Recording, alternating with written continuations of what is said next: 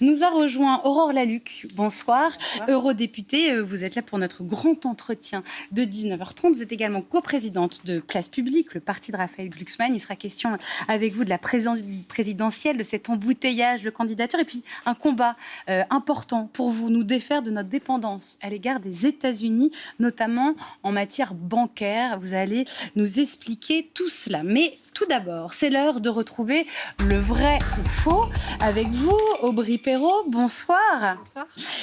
Aubry Perraud, donc de la cellule vrai ou faux. Alors, Aubry, un assistant parlementaire de la France Insoumise a été suspendu aujourd'hui à l'Assemblée nationale, soupçonné d'avoir participé aux événements qui ont conduit à la mort de Quentin Dorenc à Lyon. Mais les députés et les filles évoquent, eux, la violence de l'extrême droite, notamment à Lyon, qui serait un terreau pour ces groupuscules nationalistes. On écoute Éric Coquerel sur notre plateau samedi. Je demande qu'on regarde un peu ce qui se passe à Lyon depuis de nombreuses années, ratonnade, action de l'extrême droite, sans que ça fasse beaucoup de une de l'actualité, y compris quand, par exemple, vous avez des groupes qui attaquent à coups de barre de fer et de mortier une réunion sur la Palestine. Alors, est-ce que ce que dit Éric Coquerel sur Lyon est vrai ? Ce qui est vrai, c'est que Lyon, la capitale des Gaules, c'est aussi en quelque sorte la capitale des groupuscules d'extrême droite. Alors sur ce sujet, on a contacté deux experts, le politologue Jean-Yves Camus et Alain Chevarin, qui a même étudié précisément le sujet à Lyon dans ce livre. Et il me dit que si l'on compare Lyon aux autres grandes villes françaises, c'est vrai, proportionnellement aux habitants, il y aurait plus de militants nationalistes et identitaires qu'ailleurs. Alors ils n'appartiennent pas tous à la même mouvance, il y a des subtilités, il y a différents courants de pensée.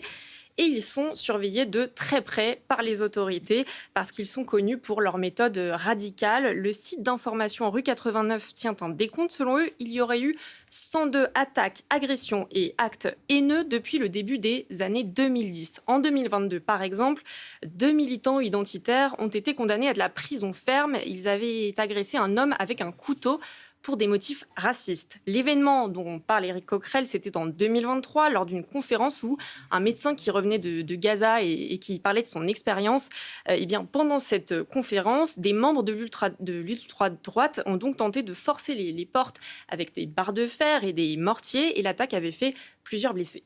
Il y a donc un sujet à Lyon. Qu'est-ce que l'État a fait pour contrôler ces groupes ?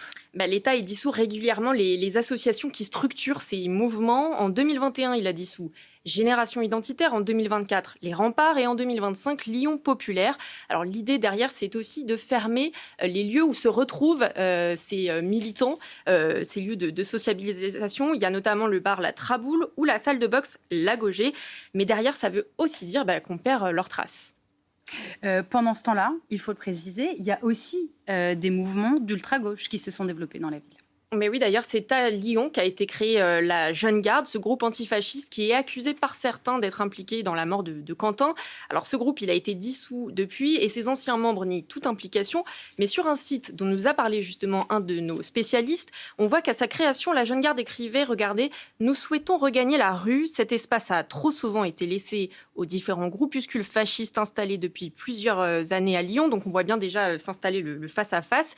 Les groupes antifascistes sont aussi surveillés par les autorités parce qu'il y a eu des condamnations. Par exemple, le député Raphaël Arnaud, qui a cofondé la Jeune Garde, a été définitivement condamné en décembre 2025 à de la prison avec sursis. Il avait participé avec d'autres à l'agression d'un homme qu'ils accusaient d'avoir participé à une manifestation identitaire. Le risque maintenant, c'est que les affrontements entre les deux camps se multiplient et s'intensifient dans les rues de Lyon. Merci pour ces précisions, Aubry. Le vrai ou faux, on vous retrouve à quel moment sur notre antenne ? Le samedi à midi et le dimanche à 20h. Merci beaucoup. Notre invité aujourd'hui pour le grand entretien de 19h30, c'est donc vous, Aurore Lalucq. Bonsoir. Merci d'être avec nous, présidente de la Commission des affaires économiques et monétaires au Parlement européen, coprésidente également de Place Publique. On voulait évidemment tout d'abord vous faire réagir au décès de Quentin Dorenc, ce jeune de 23 ans, mort dans une rixe à Lyon. Quelle est votre réaction ce soir ? Je vais vous dire ma première réaction, je pense qu'elle a été en tant que parent, en tant que mère. Je pense qu'il n'y a pas plus grande douleur que de perdre un enfant et je trouve que notre réaction doit être à la hauteur. Et donc ne comptez pas sur moi pour alimenter des des polémiques qui ne sont pas du niveau. La responsabilité, là, aujourd'hui, elle est pénale. Et je crois que notre rôle, c'est d'aider la justice à pouvoir travailler correctement. Vous avez entendu comme moi et vu le magistrat en charge de l'enquête qui a dit qu'il ne voulait pas se fonder sur des rumeurs. Il a bien raison. Une conférence de presse cet après-midi. Une conférence de presse qui était extrêmement importante. Et je crois que notre rôle, parce que j'imagine la pression sur ce magistrat, sur la justice, c'est de calmer le jeu, c'est de ne pas avoir de propos un peu fous qui viennent rajouter de l'huile sur le feu pour que la justice puisse faire correctement son travail. Et après, je vais vous dire clairement les choses. Parce que j'allais dire, les propos fous, vous pensez à qui ? Vous pensez à quoi ? Je pense même à rien. Il y a tellement aujourd'hui de débats par-ci, par-là, sur les réseaux sociaux. Je ne pense à rien de particulier. Mais je vais vous dire très clairement, quand on pèse dans le débat public, on pèse sur les méthodes aujourd'hui. Et aucune fin ne justifie les moyens. Et on a alerté il y a très longtemps avec Raphaël Glucksmann sur la brutalisation de la vie politique. Et je rejoins d'ailleurs ce qu'a dit aussi la CFDT aujourd'hui. C'est-à-dire que ça doit être un moment où on doit être humble, on doit réfléchir sur nos propres méthodes, surtout pour certains, et on doit maintenant calmer le jeu. Il n'y a aucune raison que dans une démocratie comme la France, on arrive à ce niveau de violence. Aucune. On a la liberté de parole, on a la liberté de la presse, on a la possibilité de se présenter à des élections, on a la possibilité de voter. Rien ne justifie cela. Donc, stop à cette brutalisation permanente de la vie politique. Nathalie Saint-Cric. On se regarde tous, en clair, on se regarde tous dans le miroir pour savoir, certains plus que d'autres. Oui. Sur est-ce que les certains plus que d'autres veulent dire clairement la France insoumise pour une sorte de climat d'ambiance et d'appel qui les rendrait un peu plus responsables que les autres. Je pense que la France insoumise doit faire un travail d'introspection, effectivement. Pourquoi ? Mais regardez ce qui s'est passé ces derniers temps sur les journalistes, par exemple. On voit des journalistes du Parisien, un journaliste du Parisien, par exemple, qui est intimidé, il n'y a pas d'autre mot, parce qu'il a fait un article qui ne correspondait pas à la ligne de la France insoumise. Typiquement, ce genre de choses. Il y a plus, si vous voulez, avant, il y avait une frontière entre le virtuel et le réel. C'est plus vrai maintenant. Quand vous faites ce genre de raid insultant sur les réseaux sociaux, puis en démocratie, depuis quand on s'en prend aux journalistes ? Depuis quand la gauche en prend aux journalistes ? Depuis quand la gauche en prend à l'audiovisuel public ? Pardon, mais c'est pas ça pour moi, la gauche. Ça s'appelle du populisme. Ça, c'est dangereux. Donc, à un moment, il va falloir que, oui, ils mènent aussi une réflexion. Mais je vais dire aussi les choses clairement. Ça ne veut pas dire que, pour moi, le Rassemblement national et les mouvements d'ultra-droite sont fréquentables pour autant. Ça, c'est hors de question. Non. Mais en revanche, oui, évidemment, on l'a toujours dit avec Raphaël Glucksmann, il y a un travail à faire aussi du côté de la France insoumise. Mais est-ce que pour vous, ça veut dire que ce que vous voyez dans la violence des mots de la France insoumise peut avoir des conséquences sur une violence physique dans la rue ? Est-ce que vous tissez ce lien de causalité ? Moi, vous savez, je n'ai jamais faire de lien comme ça à l'emporte-pièce. Je vois juste que quand on est responsable politique, on doit peser ses mots, on doit faire attention à ce qu'on dit, on ne doit pas galvaniser les foules. Surtout, en fait, dans un pays où règne la démocratie, en réalité. Il n'y a pas besoin de ça. Et oui, la France insoumise a théorisé ce clivage permanent, ce besoin de diviser. Mais en fait, il y a des sujets où il n'y a pas besoin. Il n'y a pas besoin. Mais après, voilà, je vous dis aussi clairement les choses. On sera toujours une digue à place publique face à tous ces mouvements aussi d'extrême droite qui sont d'une grande violence et face au Rassemblement national qui peut aussi, lui, allègrement avoir envie de mettre la pression sur les journalistes, sur la justice. Et on le voit d'ailleurs avec la commission d'enquête. Pour rester sur la France insoumise, vous n'êtes pas très loin d'un Gérald Darmanin, ministre de la Justice, qui dit, à propos de ce qui s'est passé à Lyon et de la mort de ce jeune Quentin de Ranc, en parlant des insoumis, les mots peuvent tuer. Est-ce que vous allez jusque-là ? Franchement, sincèrement, je ne vais pas faire des petites phrases comme ça sur un plateau télé aujourd'hui, comme je l'ai dit. Pour moi, ce qui compte aujourd'hui, c'est que la justice puisse faire son travail. Après, il faut faire attention à ce qu'on dit quand on est responsable politique. On ne peut pas utiliser n'importe quel mot. Mais voilà, maintenant, il faut que tout ça se calme, tout ça s'apaise, qu'on laisse la justice faire son travail et que ce soit un moment, en fait, où on réfléchisse les uns les autres à nos méthodes. Il y a des choses qui, à mon avis, ont été trop loin. ces derniers temps. Et dans les réflexions aussi, c'est les possibles accords, rapprochements électoraux. On imagine bien aujourd'hui qu'entre Place Publique, vous, Raphaël Glucksmann, qui l'incarne, et la France Insoumise, ça paraît absolument impossible. Mais il a redit ce matin, Raphaël Glucksmann, il juge impensable que la gauche cultive le moindre doute sur une alliance avec LFI. Je partage. Est-ce que c'est aussi accentué par ce qui s'est passé ce week-end? Est-ce qu'il y a un avant et un après? Pour nous, ça a toujours été clair. Encore une fois, sur ce qui s'est passé ce week-end, moi, je tiens à rappeler qu'il y a des zones d'ombre, d'accord? On ne sait pas exactement ce qui s'est passé. Et d'ailleurs, je vais vous dire juste un truc de base que je trouve peu de personnes ont dit, que les personnes qui ont vu de près ou de loin ce qui s'est passé, que les personnes qui ont participé à ce lynchage aillent à la police. Voilà, déjà, la base se dénonce. Aillent à la police, aillent dire ce qu'ils ont vu, aillent dire ce qu'ils ont fait. Je trouve que c'est déjà par ça aujourd'hui qu'il faudrait commencer, donner la possibilité à la justice de faire son travail. Le reste, on verra après, mais je trouve que la classe politique doit être aujourd'hui à la hauteur. Alors, sur ce qui se passe au Parti socialiste et à l'extérieur, donc la place publique, est-ce que vous... Alors, vous avez acté qu'en gros, il n'y avait pas de rapprochement possible avec LFI. Est-ce que vous considérez que cette fracture dont Olivier Faure parle régulièrement, elle est la même pour eux? Ou est-ce que vous les soupçonnez éventuellement, à l'occasion des municipales, de pouvoir éventuellement fermer les yeux sur des petits accords au deuxième tour? C'est pas une question de soupçon. Je crois que certains, notamment Pierre Jouvet, s'est exprimé sur le sujet. C'est Pierre Jouvet, effectivement, qui a dit que rien n'était forcément exclu localement. Du second tour. Pour nous, ça l'est. Voilà. Après, on peut avoir... on a toujours été très clair sur cette ligne-là. Quitte à perdre des villes, parce que concrètement, ça peut être ça la question pour les élections municipales. Mais...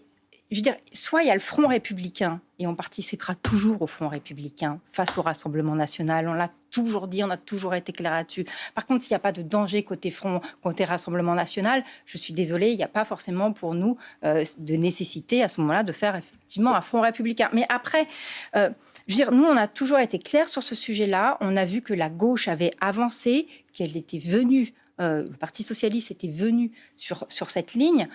Voilà, nous, ça sera toujours sur cette ligne-là. Et après, le Parti socialiste, c'est un parti qui fera ce qu'il voudra. Et le Front républicain, c'est valable, y compris pour faire barrage au Rassemblement national, s'il y avait un candidat LFI? Que je comprenne bien, votre Front républicain, il est... Le Front républicain, vous savez, le Front républicain, c'est quand Ensemble, Ancien Renaissance... Tout le monde va ensemble pour faire obstacle au barrage au Front national. Tout le monde, voilà, ça on le fera toujours. S'il y avait... Puisque dans un certain nombre d'endroits, il y a aussi des gens qui considèrent que le Front républicain ne tient plus debout et que LFI est aussi dangereux que le Rassemblement national. Dangereuse. Est-ce que ça veut dire que dans ce cas-là, vous feriez aussi un Front républicain face à un candidat LFI? LFI, non. Moi, je vais vous dire... Vous ne mettez pas de signe égal entre les deux? Je vais dire comme Thierry Breton ce matin, comme Roland Lescure hier... Je ne mets pas un signe égal et je ne le ferai jamais. Et je voterai face au Rassemblement national pour une chèvre, n'importe qui, je m'en fous. Mais je voterai jamais Rassemblement national. Exactement comme Thierry Breton l'a exprimé ce matin et comme Roland Lescure l'a exprimé avant-hier. Le fait que pour vous, d'ailleurs, vous ne fassiez pas de parallélisme entre le Rassemblement national et la France insoumise, qu'est-ce que vous avez pensé du classement pour la première fois de LFI comme une force d'extrême gauche? C'est le classement qui a été décidé par le ministre de l'Intérieur, Laurent Nunez, à l'approche des municipales. Je crois qu'il y a une décision qui doit être prise, d'après ce que j'ai compris, il y a un recours. Vous, quel est votre regard? Olivier Faure du Parti socialiste estime que c'est se passer le mistigris de la diabolisation. C'est de renvoyer dos à dos la France insoumise et le Rassemblement national et en fait de les exclure d'un champ de discussion possible. Non, moi je ne ferai jamais ça, je ne les mettrai jamais dos à dos. Je suis petite fille de résistants communistes. D'accord? Donc moi, le mot extrême gauche, en fait... Excusez-moi, mais il m'a jamais fait trop peur. Ensuite, je vais vous dire quelque chose. Donc c'est un terme qu'on ne devrait pas accoler à la France insoumise? C'est pas ça. La question est claire. La question est celle-là, en tout cas. Mais je vais vous dire quelque chose. Sincèrement, ce n'est pas mon sujet. Je vais vous dire aussi une deuxième chose. Sincèrement, la France insoumise passe son temps à faire des leçons aux uns et aux autres, à traiter les uns de social traite, à nous dire qu'on n'est pas assez virulent dans nos méthodes, etc., etc. Donc quelque part, que tout d'un coup, ils soient classés à l'extrême gauche et qu'ils se considèrent être eux-mêmes à gauche du spectre. Voilà, mais sincèrement, on va voir, il y a un recours du côté du Conseil d'État. Mais vous n'avez pas d'avis sur la question, ça vous est égal. J'essaie de comprendre sincèrement, je vous dis franchement, je pense qu'on a autre chose à faire que ça. En fait, moi, je vais vous dire franchement, je travaille de 5h du matin à minuit pour pouvoir défendre les intérêts des Européens. On va en parler après. Non, mais attendez, je finis là-dessus. Bien sûr. Pour pouvoir pour préciser. faire en sorte qu'on ait des industries sur nos sols, pour pouvoir nous battre contre les États-Unis qui passent leur temps à nous attaquer. Je fais ça toute la journée, ok ? Et quand j'arrive sur un plateau télé, parce que je suis de gauche, on me parle de la France insoumise. Ça fait partie des enjeux quand même. Que moi, ce qui m'intéresse, et ce que je fais, c'est de me battre pour faire en sorte qu'on ait des emplois bien payés, qu'on ait de l'industrie, qu'on soit indépendant, qu'on soit libre, qu'on puisse défendre notre modèle social. Et ce qui fait qu'en fait, on a envie de vivre en Europe et qu'il y a des gens qui ont envie de nous rejoindre en Europe. Pour mener une politique, il faut avoir des alliés, il faut arriver au pouvoir. D'où la question qui n'était pas totalement saugrenue. Je ne vous continue pas dans la politique politicienne. Les écologistes, vous considérez que les LFI sont en train de les absorber ou vous pouvez les garder un peu dans votre camp, même si votre camp, il est compliqué à cerner. Ce sera aux écologistes de le dire. Moi, il y a des écologistes avec... Il y en a, vous en fréquentez au Parlement. C'est pas les mêmes, hein. C'est pas les mêmes que chez nous. Je travaille beaucoup avec des écologistes qui ne sont pas français. J'ai travaillé beaucoup avec Yannick Jadot. J'ai travaillé beaucoup avec Ernest Urtasun, qui est maintenant ministre sous Pedro Sanchez et qui était aussi un ministre du groupe écolo. Il y a toute une partie des écolos très pro-européennes, très radicales réformistes en réalité. Et je pense... qu'ils existent encore, qu'ils sont là, et je ne sais pas s'ils se retrouvent aujourd'hui dans une ligne que je n'arrive moi-même pas forcément à définir du côté de ELV. Mais ça, c'est à ELV de le trancher. Et une dernière question juste sur la politique française, et après on part au Parlement européen, évidemment, et on parle de votre combat qui vous tient à cœur, mais on ne peut pas terminer sans évoquer avec vous cette présidentielle qui va arriver d'ici 1 an, et comment réussir à départir tous ces candidats. Vous n'êtes pas responsable de tout à gauche, mais il y en a plus de 20. C'est ça, Nathalie Saint-Cric, si on mélange tous les partis confondus. Primaire, une fédération, une coalition. Voilà, ça réfléchit en ce moment du côté de la gauche. Boris Fallot du Parti Socialiste a dit que lui, il était contre la primaire, il l'a dit dans le Nouvel Obs. Du coup, quel est le chemin ? Comment vous voyez les choses pour réussir à vous départager un peu entre vous ? On y verra plus clair. Tout le monde dit que la primaire du petit parti, la petite primaire, comme dirait quelqu'un de mal intentionné, n'aura pas lieu. Celle qui doit avoir lieu à l'automne. Comment on va savoir ce qui se passe?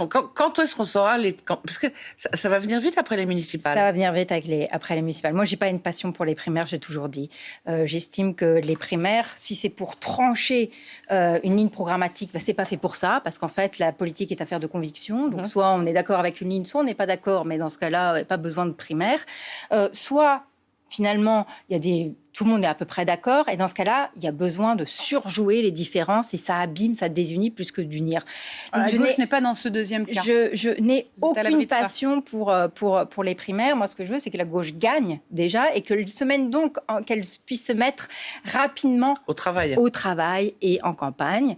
On va voir, les municipales vont passer. Je pense que tout le monde est focalisé là-dessus. Puis après, on verra comment on avance. Mais comment on avance sur une ligne pro-européenne qui soutient la demande, l'investissement, l'industrie et puis une ligne écolo aussi. C'est à mon avis là-dessus qu'on doit avancer et on verra après pour la. Et vous déterminerez quand? Parce que personne ne comprend le timing. C'est pas pour vous extorquer une information sur la candidature ou non de Raphaël Glucksmann. C'est juste pour essayer de comprendre qu'est-ce qui va se passer. On va voir. Pour moi, Raphaël Glucksmann reste le meilleur des candidats, à vrai dire. Mais après, on va voir comment les choses vont évoluer. Attendons les municipales. Et puis tout ça va se décanter. Le suspense dure, Nathalie. Il faudra encore attendre un petit peu. Aurore Lalucq, on disait un de vos combats, en tout cas, c'est notre nécessaire autonomie à nous, Européens, Français, en matière bancaire. En matière de mode de paiement. Expliquez-nous à quel point nous sommes face à cette urgence dont on ne se rend même pas compte au final. En réalité, on est très fragile dans les négociations, notamment avec les Américains. Pourquoi ? Parce qu'il y a plusieurs sujets sur lesquels on dépend d'eux. C'est la question de l'armement, c'est la question du numérique et c'est la question des moyens de paiement. C'est-à-dire qu'effectivement, on ne le sait pas, mais il y a une espèce de duopole. Tous nos moyens de paiement, quasiment en Europe, sont américains, Visa, Mastercard, pour ne pas les nommer. Oui, jusqu'à American Express, dont on imagine. Exactement. Et en réalité, c'est un moyen de pression qu'utilise Donald Trump. Quand il n'est pas content, il coupe ces moyens de paiement. Et c'est ce qui est arrivé à des juges de la Cour pénale internationale, au juge Guillou notamment, que j'ai le plaisir de faire venir demain à Bruxelles pour les faire rencontrer justement les commissaires européens pour trouver une solution. Juste pour expliquer qui est le juge Guillou. Non, mais parce que sinon on ne comprend pas. Sûr, donc d'éclairer. Donc il est juge à la Cour pénale internationale. Et qu'est-ce que lui reproche Donald Trump? Il lui reproche le fait qu'il y ait des poursuites contre Netanyahou, mais c'est également Yoav Gallant. Et c'est une décision de la Cour pénale internationale. Et donc il a décidé de lui couper les réseaux sociaux et la carte des gens. Clairement, il ne peut pas payer avec des cartes. Rien. Voilà. Il ne peut pas payer avec ses cartes, il n'a plus de moyens de paiement, il n'a plus Internet. Tous les sites que vous utilisez, il ne peut pas les utiliser. Il se retrouve dans une liste quand même où on retrouve des gens du type Al-Qaïda, Daesh, des narcotrafiquants. Une de terroristes. Voilà, c'est une liste de terroristes quand même. Donc voilà. Donc c'est pour ça que nous, en urgence, j'ai envoyé une lettre au ministre des Finances. Ils se réunissent demain à ce sujet, j'en suis absolument ravie. On doit accélérer sur ces alternatives pour pouvoir Quelles sont-elles? Qu'est-ce que l'Union européenne peut faire? L'Union européenne, pour une fois, avait anticipé, figurez-vous. On lui reproche d'être lente, elle avait anticipé. Notre plan B même si elle est lente, ça va arriver à temps. Notre plan B s'appelle l'euro numérique. C'est un nom pas très glamour, j'en conviens, mais ça vous permet de faire quoi? Ça va vous permettre de payer. Vous, quand vous allez acheter votre baguette de pain, depuis le Covid, on se rend un peu plus compte, mais on utilise très peu de pièces, de billets, on paye avec nos cartes. Et en fait, ça coûte très cher aux petits commerçants qui vont payer des commissions à Visa et Mastercard, des commissions qui ont augmenté de l'ordre quasiment de 70% en quelques années. Donc, nous, on veut les libérer de ça. Combien de temps ça vous prend? Imaginez, vous dites qu'on a commencé. Ça a commencé il y a un moment. On a été bloqués.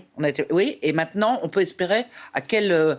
On essaye d'accélérer pour faire en sorte que les premiers rails de paiement puissent les mettre en œuvre en 2027. Mais la réalité 2026-2027, c'est qu'on a été très empêchés.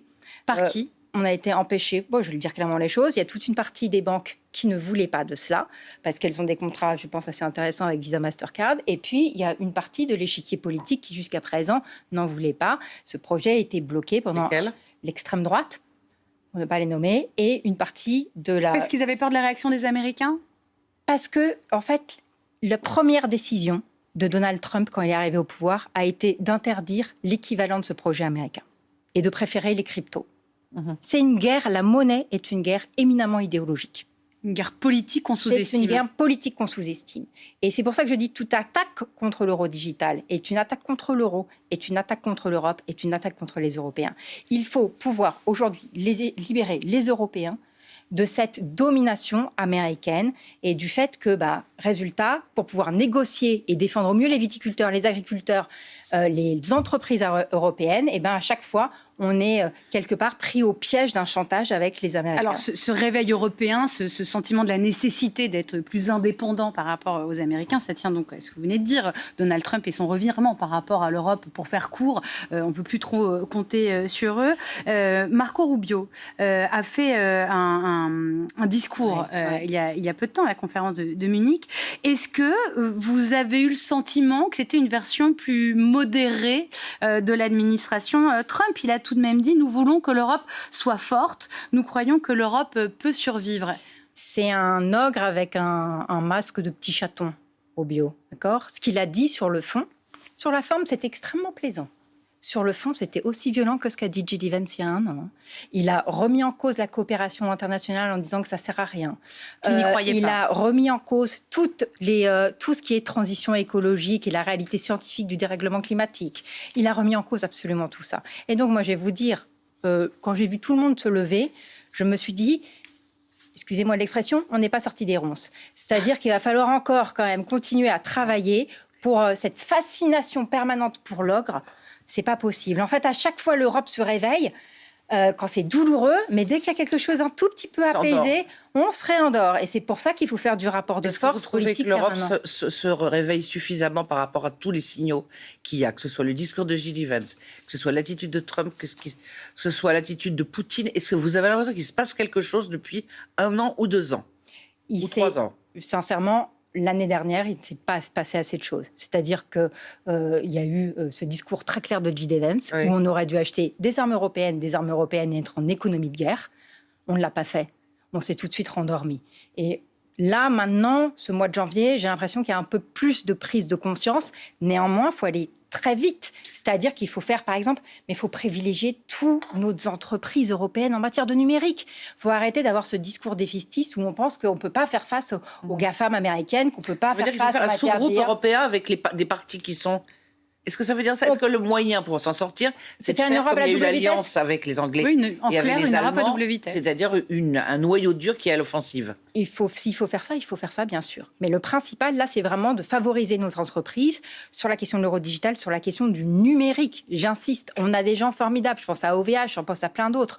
Il faut qu'on arrête que l'argent des Européens, en fait, parte aux États-Unis face à des gens qui, on l'a dit, en fait, notre zone leur pose un problème. C'est pas possible de les financer comme ça. 236 milliards d'euros par an. C'est pas normal, en fait. Donc maintenant, il faut que ça cesse et il faut vraiment favoriser nos entreprises. En tout cas, un ogre au visage de chaton, c'est comme ça que vous parlez de Marco Rubio. Oui. On se souviendra de cette formule. Merci beaucoup, Aurore Lalucq, eurodéputée, coprésidente de Place Publique, d'avoir été avec nous ce soir. Merci beaucoup, Nathalie Saint-Cric. Dans un instant, les informés, mais pour le moment, c'est l'heure du JT Monde.